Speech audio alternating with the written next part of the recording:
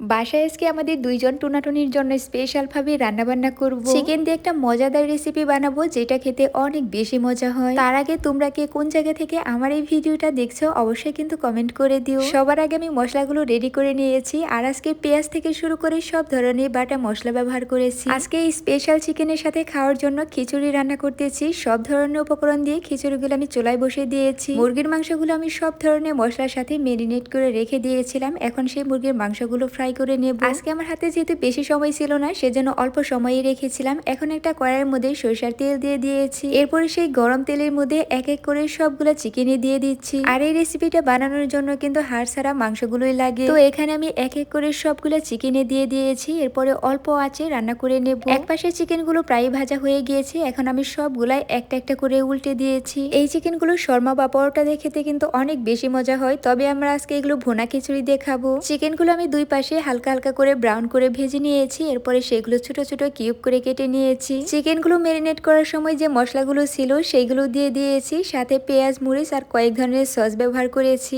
এবার সেই চিকেনগুলো দিয়ে দিব। এখন সবগুলো একসাথে মশলার সাথে মিশিয়ে ভালো করে রান্না করে নেব। বাংলাদেশের হোটেলগুলোতে কিন্তু এভাবে করেই চিকেন চাপ বানানো হয় আর এটা বানানো খুবই ইজি আর খেতে অনেক বেশি মজা। তো চিকেনগুলো আমি অল্প কিছুক্ষণ মশলার সাথে মিশিয়ে তারপরে নামিয়ে নিয়েছি। সাথে আমি কিছু সালাদও কেটে নিয়েছিলাম। সালাদ বানানোর জন্য এখানে আমি পেঁয়াজ মরিচ আর শসা কুচি করে নিয়েছি। এরপরে সরিষার তেল দিয়ে একটু সুন্দর করে মাখিয়ে নিয়েছি। এই তো আমি সবকিছু একসাথে ঝটপট রান্না করে রেডি করে নিয়েছি। সাথে এই মিক্সার আচারও নিয়েছি। রান্না বান্না শেষ করার পর অনেক বেশি ক্ষুধা লেগে গিয়েছিল, সেজন্য ফ্রেশ হয়েই খাওয়ার জন্য বসে গিয়েছি। এরকম ঝরঝরে খিচুড়ির সাথে আমার ডিম ভাজি খেতে অনেক বেশি ভালো লাগে, সেজন্য একটা ডিমও ভেজে নিয়েছি। সবশেষে খিচুড়ির সাথে খাওয়ার জন্য আমি এই আচারগুলো নিয়ে নিয়েছি। খিচুড়ি ছাড়াও এই আচারগুলো খেতে আমার কাছে অনেক বেশি ভালো লাগে, সেজন্য বাসায় সব সময় এই ধরনের আচার রেখে দিই। ফার্স্ট আমি ডিম ভাজি দিয়ে খেয়ে নিয়েছি। এরপরে এক এক করে সবগুলা দিয়েই সুন্দর মতো খাবারগুলো খেয়ে নিলাম। তো আজকের ভিডিওটা এই পর্যন্তই। দেখা হয়ে যাবে অন্য কোনো ভিডিওতে। সবাইকে আল্লাহ হাফেজ।